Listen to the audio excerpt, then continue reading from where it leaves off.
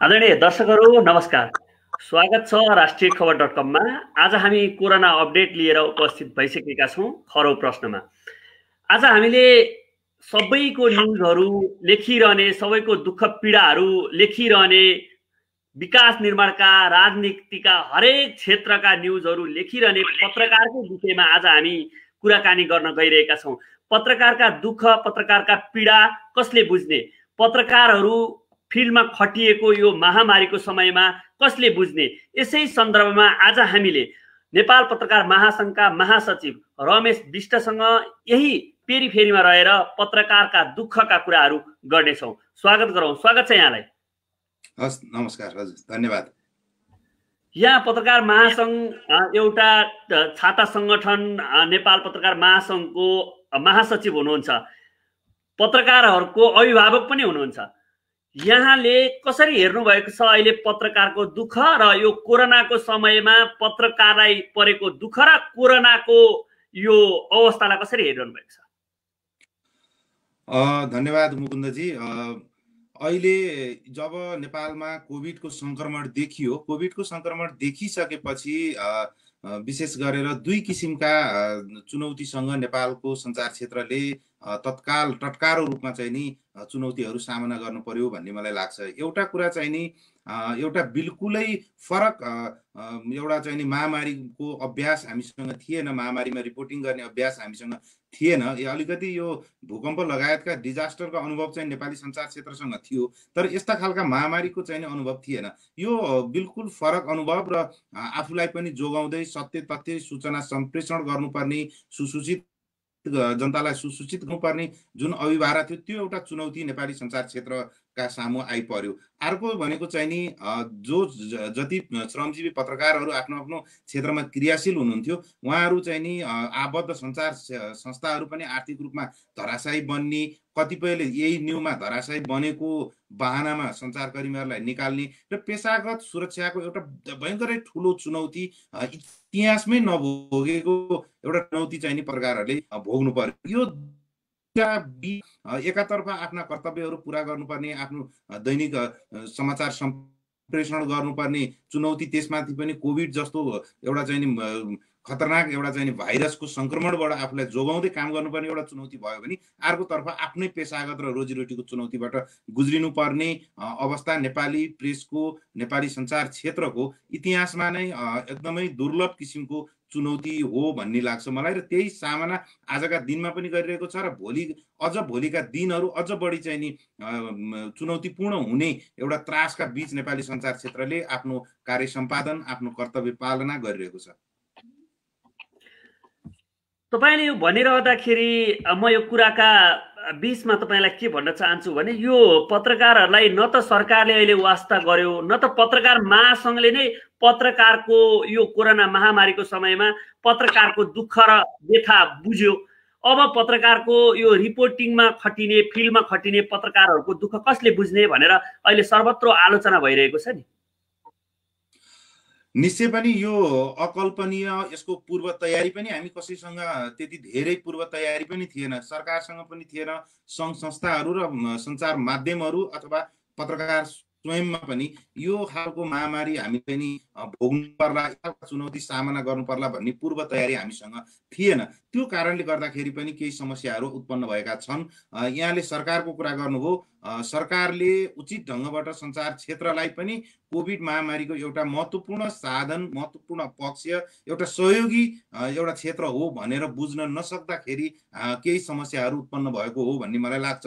अहिले पनि सरकारले गरेका लकडाउन हुन् अथवा निषेधाज्ञा अथवा कुनै पनि उपचारका प्रबन्धहरू, जनचेतना विस्तार गर्ने विषयहरू र चाहिँ नि कोभिडका सन्दर्भमा जे जति सामग्रीहरू चाहिँ नि जनतासम्म पुर्याउनु पर्छ, ती सम्पूर्ण कुराहरूमा नेपालको सञ्चार क्षेत्रले नै एउटा चाहिँ नि वाहकको रूपमा काम गरिरहेको छ। अझ भन्नुपर्दा कोरोना महामारीको सरकारको नियन्त्रण, सरकारले थालेका प्रयासमा सञ्चार क्षेत्र एउटा महत्त्वपूर्ण सहयोगीको रूपमा प्रस्तुत भएको यो कुरालाई अझै बुझ्न नसकेको हो कि भन्ने मलाई पनि लाग्छ। किनभने नीति तथा कार्यक्रम आयो, बजेट आयो, त्यसपछि पनि विभिन्न किसिमबाट सरकारका घोषणाहरू आइरहेका छन्। त्यसमा पनि पत्रकारहरूलाई अग्र मोर्चाका चाहिँ नि कोरोना विरुद्धका अभियन्ता हुन्, कोरोना विरुद्धका फाइटरहरू हुन् भनेर एउटा चाहिँ नि सम्मान दिने, रिकग्नेसन दिने कामसम्म पनि भएको छैन। त्यो कारणले गर्दाखेरि सरकारले अझै पनि यो महामारी नियन्त्रणलाई प्रभावकारी बनाउन नेपाली सञ्चार क्षेत्रको सहयोग लिनु पर्छ, यसलाई प्रभावबाट परिचालन गर्नुपर्छ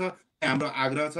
र हामी पत्रकार महासंघ लगायतका सङ्घ संस्थाहरूका आफ्ना क्षमताहरू छन्, यसका सीमितताहरू छन्। किनभने सङ्घ संस्थाहरूका आफ्ना सीमितता हुन्छन्। सङ्घ संस्थाहरूबाट राज्यकै तहको चाहिँ अपेक्षा गर्नु पनि त्यति उचित नहोला। तर नीतिगत रूपमा एडभोकेसी गर्ने लेभलमा पत्रकारहरूलाई चाहिँ उच्च मनोबलका साथ काम गर्ने कुरामा प्रेरित गर्ने कुरामा र सरकारलाई दबाब दिने कुरामा महासंघ लगायतका सञ्चार सम्बद्ध सङ्घ संस्थाहरूले काम गरिरहेका छन् र ती पर्याप्त नहुन सक्छन्। अझै पनि यो एउटा निरन्तर चल्ने एउटा अभियान हो, दबाब हो। त्यसका लागि पत्रकार महासंघ इमान्दारीका साथ काम गरिरहेको छ भन्ने मेरो चाहिँ भनाइ हो।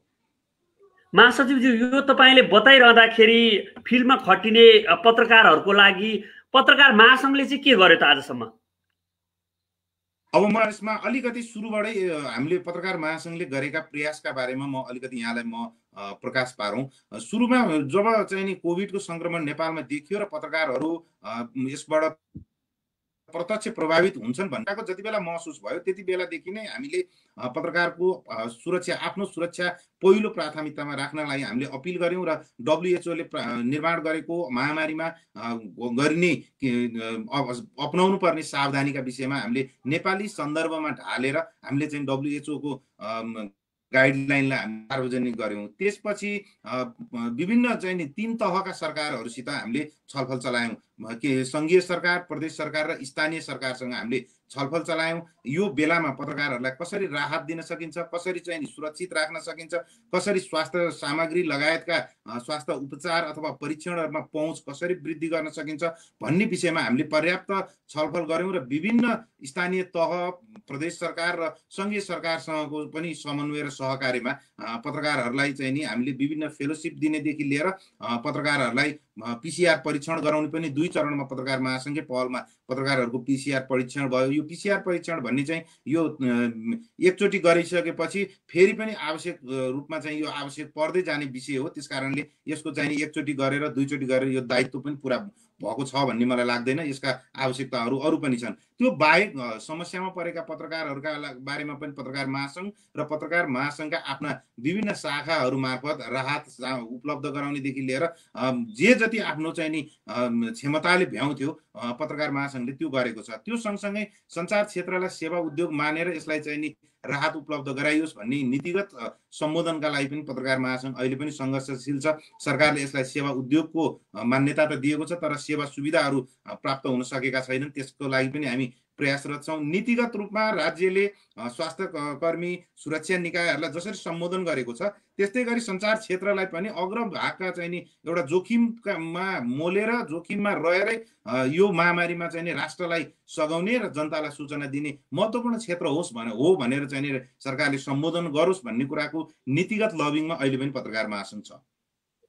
सरकारले यो पहिचान गर्न नसक्नु या यस्तो विपदमा, यस्तो आपतमा 24 घण्टा पत्रकारहरू फिल्डमा खटिएर रिपोर्टिङ गरिरहेको अवस्थामा सरकारले यसलाई पहिचान नगर्नु पत्रकार महासंघको पनि गल्ती हो नि, होइन? पत्रकार महासंघले सरकारलाई झकझकाउन नसकेकै हो नि। अब झकझगाउन प्रयत्न एउटा कुरा के हो भने अहिले हामी सडकमा गएर सरकारको ध्यान आकर्षण गराउने तहमा अहिलेको स्वास्थ्यको अवस्था, अहिलेको कोभिड संक्रमणको अवस्थाले पनि हामीलाई त्यो कुरालाई चाहिँ नि दिएको छैन। हामीले 3 पटक सरकारलाई लिखित रूपमा यी कुराहरू हामीले चाहिँ बुझाएका छौँ। विभिन्न फोरमबाट हामीले आग्रह गरेका छौँ। सरकारका प्रवक्ता र सञ्चार मन्त्रीज्यूलाई पत्रकार महासंघको कार्यालयमा निम्ताएर पनि हामीले यी कुराहरू गरेका छौँ। तर पनि उचित ढङ्गबाट चित्त बुझ्ने ढङ्गबाट अझै पनि सम्बोधन भइरहेका छैनन्। हुन त सरकारले एउटा समग्र सञ्चार क्षेत्रमा कोभिडले पारेको असरका बारेमा अध्ययन गर्नलाई एउटा समिति गठन गरेको छ। त्यो समितिको माग पनि पत्रकार महासंघले नै गरेको हो। त्यसको चाहिँ नि अब 1-1.5 महिना कति उहाँले समय तोक्नु भएको छ। त्यसपछि समग्र सञ्चार क्षेत्रका अवस्थाका बारेमा सरकारी अध्ययनको प्रतिवेदन त आउला। त्यस्ता अध्ययनहरू त पत्रकार महासंघ आफैले पनि आफ्ना शाखाहरू मार्फत हामीले पनि गरि नै रहेका छौँ। सरकारले यहाँले भने जस्तो सरकारले जुन ढङ्गबाट सम्बोधन मात्र होइन, जुन ढङ्गबाट मिडियाको सञ्चार क्षेत्रको कोभिड महामारीमा उपयोग गर्नु पर्थ्यो, सदुपयोग गर्नु पर्थ्यो, त्यो कुरामा पनि चुकेको छ भन्छु म। पत्रकारहरूले सेवा सुविधा नपाउने, पत्रकारहरूबाट जोखिम कम गर्ने कुरामा काम नभएको, यी यावत कुरा त छँदैछन्। तर सरकारले यो महामारी नियन्त्रणको एउटा महत्त्वपूर्ण साधन सञ्चार क्षेत्र पनि हो भन्ने कुरा नबुझ्नु चाहिँ विडम्बनाको कुरा हो। किनभने सरकारले गरेका निर्णय, प्रशासनहरूले गरेका निर्णय तत्काल जनतामा पुर्याउने र त्यो अनुसारको चाहिँ नि अनुशासनमा बस्ने होला, कानुन पालना गराउने कुरा होला, अथवा आफै सतर्क हुने कुरा होला, यी सबै कुरामा चाहिँ नि सञ्चार क्षेत्र महत्त्वपूर्ण साधन हुन्छ, महत्त्वपूर्ण सहयोगी हुन्छ भन्ने कुराको बुझाइ अझै पनि प्रष्ट ढङ्गबाट हुन सकेको छैन। मेरो फेरि पनि आग्रह सरकारलाई के हो भने सञ्चार क्षेत्र आलोचना मात्र गर्ने क्षेत्र होइन, सञ्चार क्षेत्र आलोचना गरेर विरोधको एउटा बिम्ब मात्र होइन, सञ्चार क्षेत्र यस्ता महामारीका सहयोगी हातहरू पनि हुन्, सहयोगी मनहरू पनि हुन् भन्ने कुराको बुझाइ सरकारमा बस्ने नेताज्यूहरूमा हुनु पर्यो, मन्त्रीज्यूहरूमा हुनु पर्यो, स्वयं प्रधानमन्त्रीमा हुनु पर्यो र एउटा खुला ढङ्गबाट सञ्चारको सहयोग लिएर मात्रै यो महामारीमा सरकारले अझ बढी यो नियन्त्रणका लागि सफलता प्राप्त गर्न सक्छ भन्ने कुराको म यहाँ मार्फत फेरि पनि म विनम्रतापूर्वक आग्रह गर्न चाहन्छु। सबैको समाचार बनाउने पत्रकार आज पत्रकारकै समाचार बनिरहेका छन्, तर पनि न सरकारले न त पत्रकार महासंघले न पत्रकारका विभिन्न सङ्घ संस्थाहरूले पत्रकारको विषयमा लेख्न नै सकेको छ, न त पत्रकारहरूको दुःख पीडाहरू बाहिर ल्याउन नै सकेको अवस्था छ। यसै बीचमा अझ मिडिया हाउस, ठुला मिडिया हाउसहरूले, मिडिया मालिकहरूले श्रमजीवी पत्रकारहरूलाई यसै बेलामा लखटिने काम गरिरहेका छन्, जो चाहिँ उनीहरू खाइपाई आएका तलबहरू पनि नदिकन उनीहरूलाई फिल्डमा मात्र खटाएर या काम नगर्ने हो भने तिमीहरू जाऊ भनेर भनिरहेको अवस्थामा पत्रकार महासंघ के हेरेर बसिरहेको छ? अब श्रमजीवी पत्रकारहरूको जुन कोभिडको बहानामा भन्छु म त अझ बढी कोभिडको बहानामा सक्ने लामो समय आर्थिक उपार्जन गरेका, मुनाफा कमाएका सञ्चारगृहहरूले पनि पत्रकारहरूलाई जुन यो सङ्कटको बेलामा जुन अत्यन्तै एउटा खालको चाहिँ नि रोजीरोटीमै प्रभाव पर्ने किसिमबाट चाहिँ अमानवीय किसिमका कदमहरू उहाँहरूले चाल्नुभयो। यसका विरुद्ध पत्रकार महासंघ अहिले पनि घोषित आन्दोलनमै छ। लकडाउन र निषेधाज्ञाका कारणले गर्दाखेरि केही अवरोध हाम्रा अभियानहरूमा पक्कै भएका छन्। हामीले पनि राज्यका कानुनहरू पालना गर्नुपर्ने हुन्छ, हामीले पनि सङ्क्रमणका जोखिमहरूलाई ध्यान दिनुपर्ने हुन्छ र यो नियन्त्रणका लागि हाम्रो पनि केही संयमता आवश्यक पर्छ। तर पत्रकार महासंघमा प्राप्त भएका निवेदनहरूका आधारमा हामीले ती सञ्चार माध्यमहरूलाई पत्र लेख्ने, कालो ब्यानर राख्ने, दबाब दिने, सँगसँगै वार्ता र छलफल पनि गर्ने काम हामीले अगाडि बढाएका छौँ।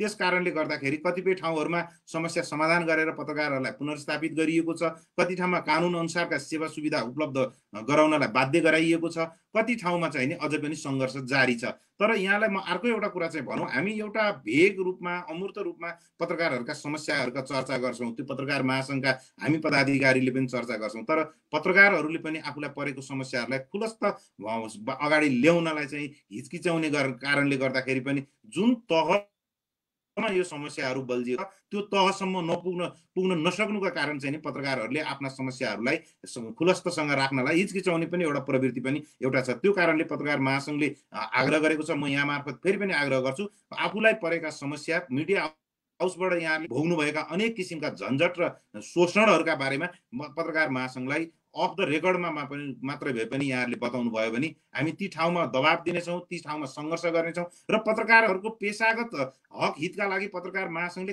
कतै सम्झौता गर्दैन। यो कुरा म यहाँ मार्फत फेरि पनि प्रष्ट गर्न चाहन्छु। प्रेस स्वतन्त्रताको मामला र पत्रकारहरूको, श्रमजीवी पत्रकारहरूको पेसागत अधिकारमा जुन दिन पत्रकार महासंघले सम्झौता गर्छ त्यो दिन पत्रकार महासंघको औचित्य पनि रहँदैन। त्यो कारणले गर्दा यहाँ मार्फत म फेरि पनि आग्रह गर्न चाहन्छु र महासंघ अहिले पनि दबाब अभियानमा छ। हामी कसैको दबाब अथवा कसैको आश र त्रासमा परेर हाम्रा अभियानहरूबाट हामी विचलित हुँदैनौँ। यो कुरा यहाँ मार्फत म फेरि पनि प्रतिबद्धता व्यक्त गर्न चाहन्छु। जस्तो अहिले जति पत्रकारहरू एउटा मिडिया हाउसमा काम गर्छन् ती पत्रकारहरूले अहिले तलब नपाएको पनि 3 महिना 4 महिना भइसकेको छ। केही सञ्चार माध्यमहरू या सञ्चारका मालिकहरूले केही पत्रकारहरूलाई तलब दिएको छ, तर अधिकांश नेपाली मिडियामा हेर्ने हो भने अहिले कोरोनाको बहाना बनाएर श्रमजीवी पत्रकारहरूलाई मन्थली जति दिनुपर्ने थियो त्यसको 1/4 पनि नदिएको अवस्था छ। तर पत्रकारले बारम्बार भनिरहँदा पनि पत्रकारको कुनै गुन्जाइसै त्यहाँ चाहिँ लागू हुँदैन या मालिकले सुन्ने नै गर्दैन। ती मालिकले नसुन्दाखेरि पत्रकारले न त्यो संस्था छोड्न सकेको छ, न त पत्रकारले त्यहाँ रहेर आफ्नो जीविकोपार्जन गर्न सकेको छ। किनभने यो कोरोनाको समयमा उनीहरूले न त त्यहाँबाट आएर जीविकोपार्जन गर्ने कतिपय पत्रकारहरूले न जीविकोपार्जन गर्न सकेको छ। उहाँहरूको विषयमा चाहिँ पत्रकार महासङ्घले तलबको विषयलाई लिएर चाहिँ किन बोलेन अहिलेसम्म? होइन, नबोलेको होइन, हामीले बारम्बार यो कुराहरू भनेका छौँ। हामीलाई प्राप्त भएका सूचनाहरू, जे जति जानकारी प्राप्त भएका छ ती सम्बन्धित सञ्चार माध्यमहरूलाई हामीले लिखित रूपमा अल्टिमेटम सहित पत्रहरू पनि पठाएका छौँ। कतिपय साथीहरूको सन्दर्भमा त हामीले पत्रकार महासङ्घमा लिगल डेस्कको स्थापना गरेर कानुनी लडाइँ पनि महासङ्घले सुरु गरेको छ। किनभनेदेखि अब दबावबाट, आन्दोलनबाट मात्र कतिपय उपलब्धिहरू हासिल भएनन् भने कानुनी हक अधिकार खोज्ने पनि एउटा चाहिँ आन्दोलनकै स्वरूप हो भन्ने कारणले गर्दाखेरि हामीले अहिले लिगल डेस्क मार्फत धेरै साथीहरूको अधिकारको पक्षमा हामी कानुनी प्रक्रियामा पनि छौँ। हामी प्रेस रजिस्ट्रारदेखि लिएर श्रम अदालतसम्म पनि पत्रकार महासङ्घ पुगेको छ। जुनसुकै साथीका हामी निशुल्क यो पेशागत मुद्दामा चाहिँ नि पत्रकार महासङ्घ आफैले निशुल्क चाहिँ नि कानुनी लडाइँको लागि चाहिँ नि प्रबन्ध गरेको छ।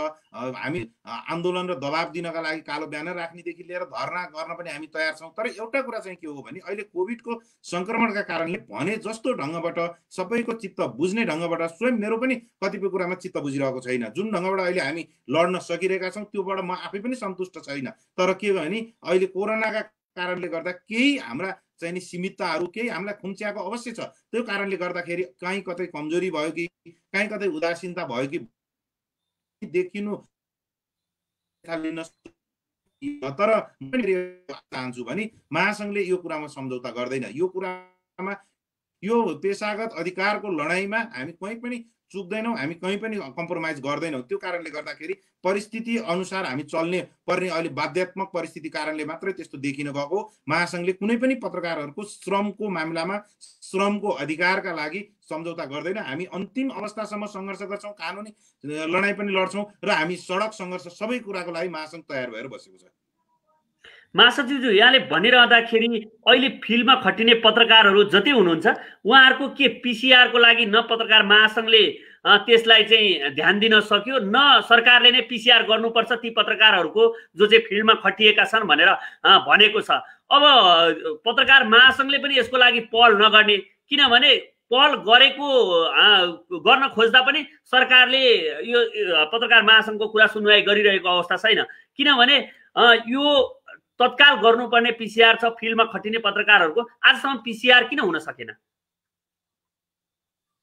पत्रकार महासङ्घले अहिलेसम्म विभिन्न, म उपत्यकाको कुरा गर्छु पहिला, उपत्यकामा 2 चरणमा गरेर झन्नै 400 पत्रकारहरूको पिसिआर परीक्षण सम्पन्न भइसकेको, 2 चरण गरेर त्यो सम्पन्न भइसकेको छ। त्यो बाहेक इन्डिभिजुअल रूपमा पनि जो साथीले आफूलाई शङ्का लागेर पत्रकार महासङ्घलाई आग्रह गरेको छ उसलाई चाहिँ नि वीर हस्पिटल अथवा चाहिँ नि शुक्रराज ट्रपिकल मार्फत पिसिआर गर्ने व्यवस्था गरिएको छ। त्यसरी इन्डिभिजुअल ढङ्ग पत्रकार महासङ्घ प्रबन्ध यहाँले भनेको जस्तो ठुलो सङ्ख्या केही समय अघि, केही दिन अघि पत्रकार महासङ्घ आबद्ध फोटो जर्नलिस्ट क्लब पिजे क्लबले पनि फोटो जर्नलिस्टहरूको पिसिआर परीक्षण गरेको छ।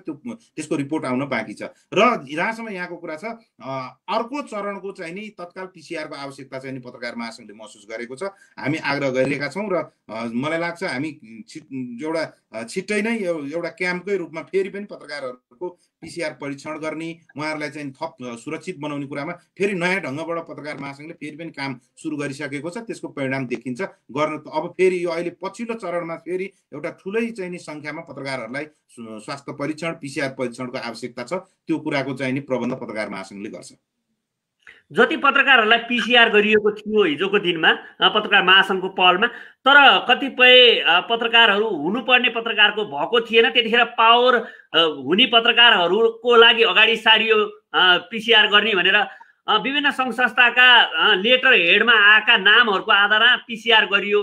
तर वास्तविक पत्रकार जो फिल्डमा खटिएका पत्रकार उनीहरूको न पावर थियो पत्रकार महासङ्घसम्म पत्रकार महासङ्घका सदस्यहरूले सुन्न सक्ने या त्यहाँका भाइटल पोस्टले सुन्न सक्ने उनीहरूको न पावर थियो, त्यहाँसम्म जान नसक्ने पत्रकारहरू जो चाहिँ साँच्चै चाहिँ फिल्डमा खटिने पत्रकारहरूको चाहिँ पिसार भएको छैन भन्ने छ नि। होइन, एकाध साथीहरू छुट्नुभयो होला, तर पिसिआर परीक्षणको बेला पत्रकार महासङ्घको परिसर सञ्चारग्राममा जो जति साथीहरू आउनुभयो, केही साथीहरू समय अभावका कारणले ढिलो आउनुभएको कारणले गर्दा उहाँहरूलाई अर्को चरणमा चाहिँ नि फेरि गर्ने व्यवस्था गरियो, नत्र भने त्यसरी छुट्न त धेरै साथीहरू सूचना चाहिँ नि बाट वञ्चित हुनुभयो होला केही कुरा, त्यो कुरा म स्वीकार गर्छु। तर पनि हामीले कसैलाई भेदभाव गरेर पिसिआर गरेका होइनौँ। हाम्रो प्राथमिकता भनेको फिल्डमा खटिने बढी त्यहाँ चाहिँ नि पिसिआर गर्नुपर्ने आवश्यकता भएकै साथीहरूको गरिएको छ। केही साथीहरू चाहिँ नि फिल्डमा नखटिने साथीहरू पनि त्यहाँ आएर पिसिआर गर्नुभयो, उहाँहरू पनि विभिन्न ठाउँमा शङ्का लाएरै गर्नुभयो। किनभने यो पिसिआर भन्ने कुरा, परीक्षण भन्ने कुरा हर व्यक्तिलाई पनि जरुरी चिज हो। तर पनि महासङ्घले कसैलाई भेदभाव गर्ने भन्ने प्रश्नै उठ्दैन। जति पनि महासङ्घको सम्पर्कमा आएका साथीहरूलाई हामीले अहिले पनि, आजका दिन पनि, भोलिका दिनमा पनि महासङ्घको सम्पर्कमा आएको कसैलाई शङ्का लागेको अवस्था छ भने हामी सहजीकरण पिसिआर गर्छौँ र क्याम्पकै रूपमा पनि महासङ्घले अब गर्छ। महासचिवज्यू, अहिलेसम्मको पत्रकारको रेकर्ड हेर्दाखेरि महासङ्घसँग आबद्ध भएका पत्रकारको सङ्ख्या कति छन्? 13,000 समथिङ छ, 13,000 भन्दा केही बढी छ, 14,000 पुगेको छैन, 13,000 भन्दा थोरै बढी अहिलेसम्म छ। किनभने अहिले हामी केही अपडेट पनि, नयाँ सदस्यहरूको अपडेट गर्ने पनि प्रक्रियामा छौँ। अहिलेको अवस्था भने त्यो हो सदस्यताको हिसाबले। सदस्यताको हिसाब नेपालभर पत्रकारको सङ्ख्या चाहिँ एकिन कति होला? अब सक्रिय पत्रकारहरू पनि कतिपय आंशिक पत्रकारितामा हुनुहुन्छ, कतिपय चाहिँ नि अध्यावधिक गर्न बाँकी होला, कतिपय पत्रकारिता पेसाबाट चाहिँ नि छोड्नु भएको होला। अहिले अब सदस्यता नवीकरणको र नयाँ सदस्यताको क्रिया पनि महासङ्घमा चलिरहेको कारणले गर्दाखेरि अब मलाई लाग्छ 95% पत्रकारहरू पत्रकार महासङ्घमा आबद्ध हुनुहोला भन्ने, क्रियाशील पत्रकार हुनुहोला, आबद्ध हुनुहोला भन्ने लाग्छ। अरू 5-7% पत्रकारहरू पत्रकार महासङ्घसँग सदस्यता नलिनुभएका अथवा लिन नचाहनुभएका, आबद्ध नहुनुभएका, अरू थप गरेर 14-15 हजार हाराहारीको चाहिँ नि पत्रकार हुनुहोला। त्यसमा पनि सक्रिय पत्रकार फुल टाइम गर्ने, पूर्ण रूपमा पूर्णकालीन पत्रकारितामा गर्नेको सङ्ख्या चाहिँ नि मेरो अनुमानमा 5,000 देखि 7,000 हुनुपर्छ भने यसको एकिन कुनै सर्वेक्षण गरिएको तथ्याङ्क मैले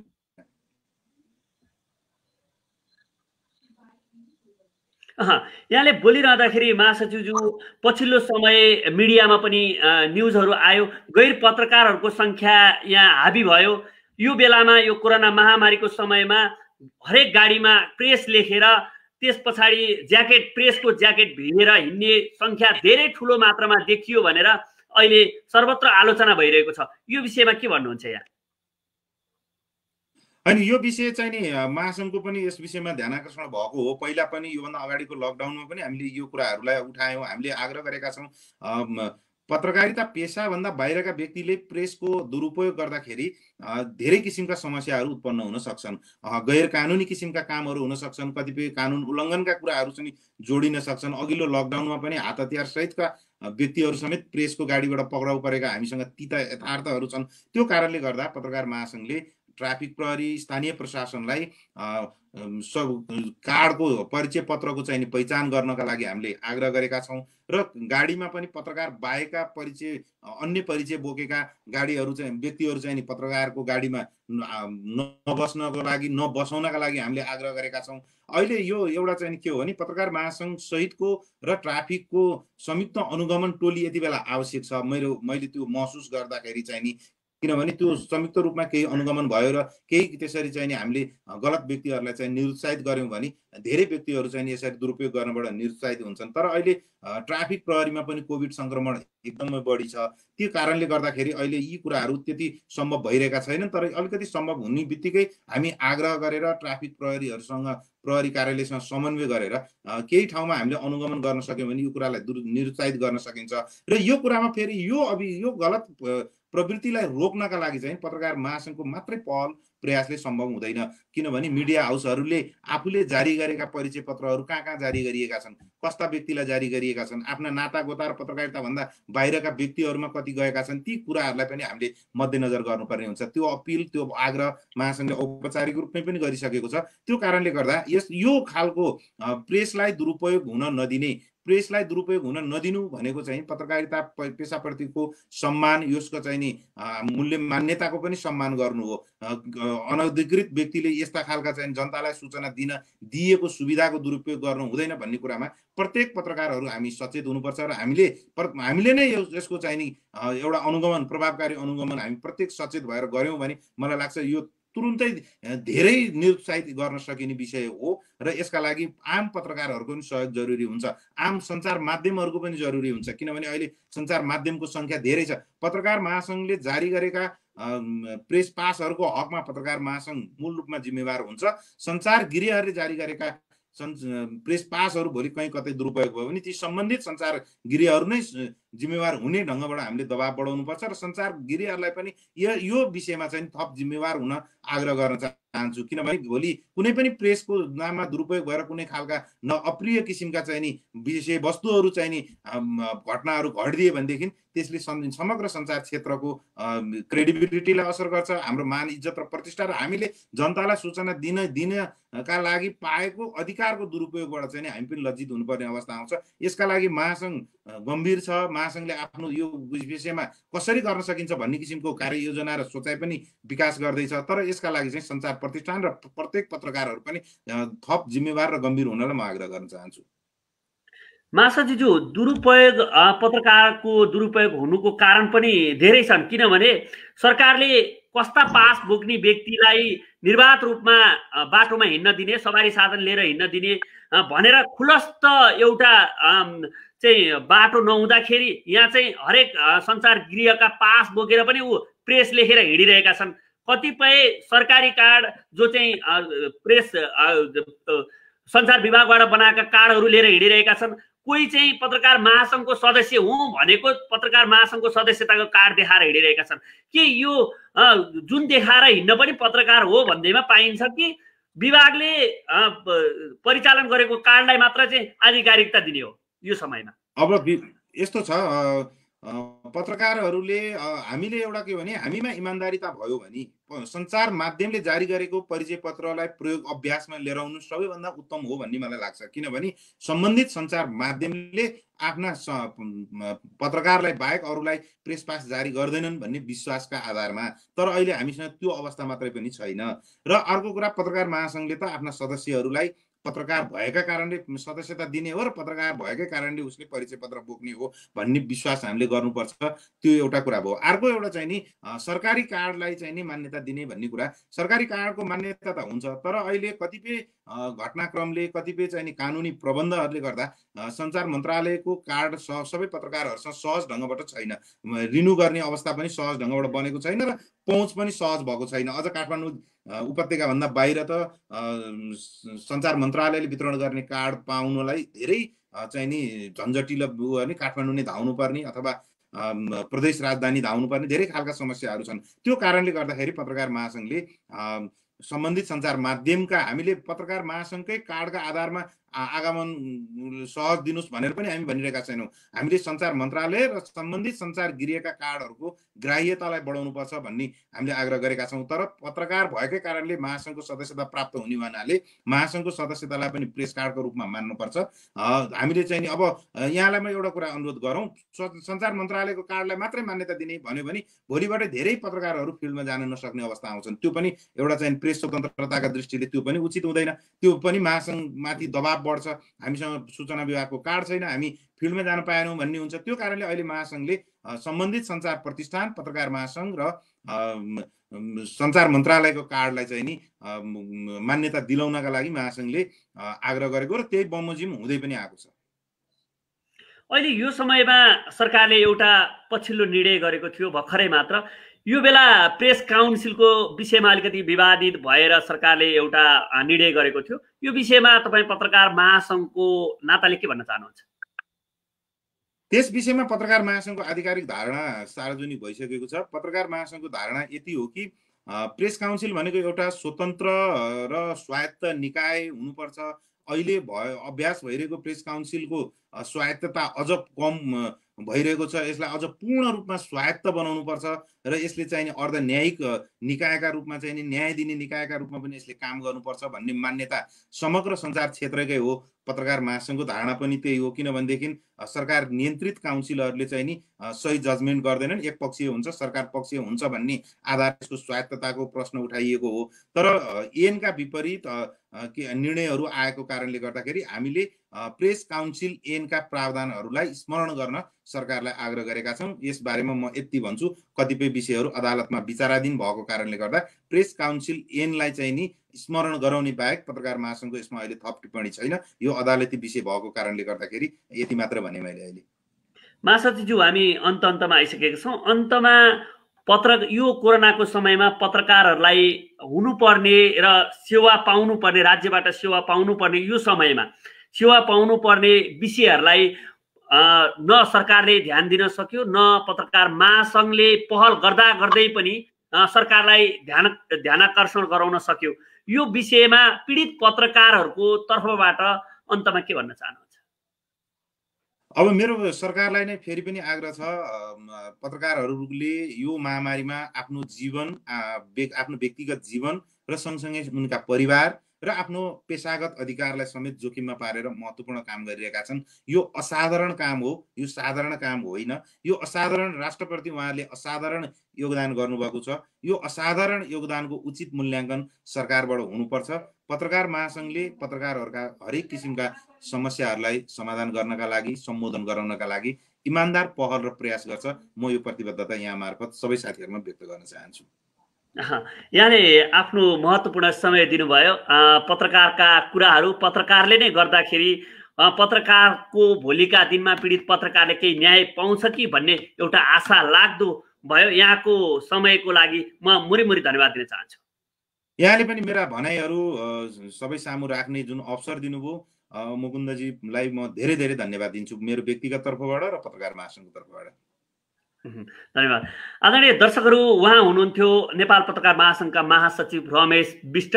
उहाँले भन्नुभयो हामीले धेरै कुराहरू पहल गऱ्यौँ, तर राज्यले हाम्रो पहललाई कतिपय ठाउँमा सुनवाई नगर्नु एउटा पत्रकारको पीडा पनि हो र पत्रकारहरू जुनै बेला पनि हामी पत्रकारको साथमा छौँ। श्रमजीवी पत्रकारहरूले उहाँहरूको तलब समयमा पाउनुपर्छ र यस्तो समयमा पत्रकारहरू जुन सञ्चार गृहबाट निकालिने अवस्थामा रहेका छन्, ती सञ्चार गृहले या सञ्चार मिडियाले अहिलेको यस्तो अवस्थामा कुनै पनि पत्रकारहरूलाई ननिकाल्न आग्रह गर्नुभयो।